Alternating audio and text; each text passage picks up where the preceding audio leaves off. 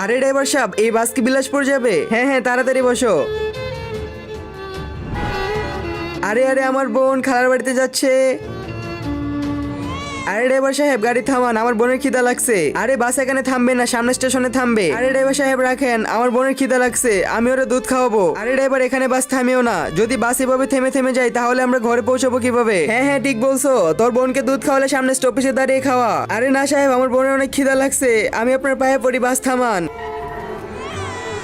যা তাড়াতাড়ি দুধ খাওয়া। হ্যাঁ হ্যাঁ সাহেব, এখনই আসছি।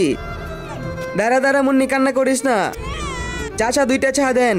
ভাইয়া, একটু দুধ পাওয়া যাবে? আমার বোনকে দুধ খাওয়াতে হবে। বেটা, দুধ তো নাই, অন্য কোথাও থেকে নিয়ে নাও। আজকে দেখবো কজন মাকে ভালোবাসে। যারা মাকে ভালোবাসো তারা ভিডিওতে লাইক এবং চ্যানেলটি সাবস্ক্রাইব করে কমেন্টে মাল লিখে যাবে।